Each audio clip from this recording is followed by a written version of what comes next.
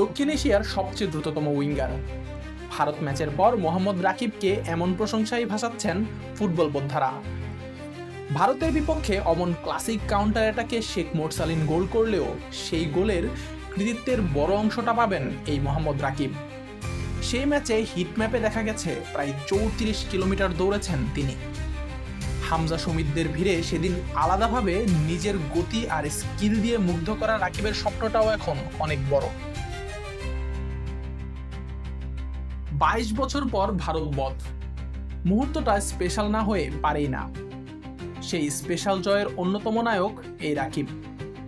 দেশের একটি গণমাধ্যমকে দেয়া সাক্ষাৎকারে রাকিবও জানালেন তার ক্যারিয়ারের অন্যতম সেরা জয় এটি।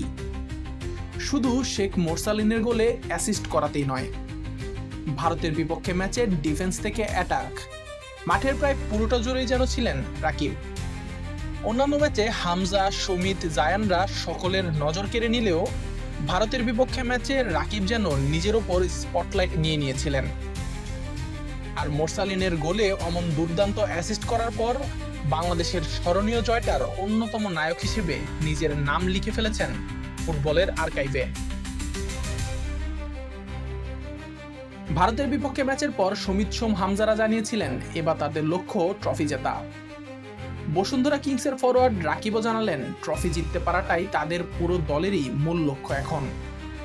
তিনি বলেন, এখন আমার স্বপ্ন সাফ ট্রফি জেতা, কারণ দক্ষিণ এশিয়ার ফুটবলের সর্বোচ্চ টুর্নামেন্ট সাফ চ্যাম্পিয়নশিপ জেতার স্বপ্ন সবারই থাকে।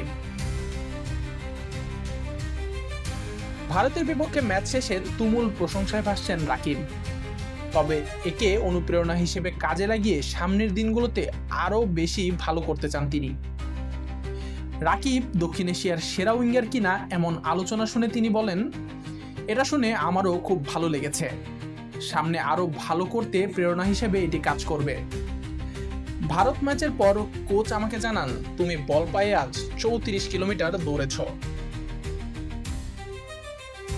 হামজা, শমিদদের পাশে মোহাম্মদ রাকিবরাও এভাবে নিজেদের প্রতিনিয়ত ছাড়িয়ে গেলে বাংলাদেশের ট্রফি জেতার সেই স্বপ্নের দিনটাও হয়তো খুব বেশি দূরে না। আশিকুর রহমান শান্ত, ডি স্পোর্টস।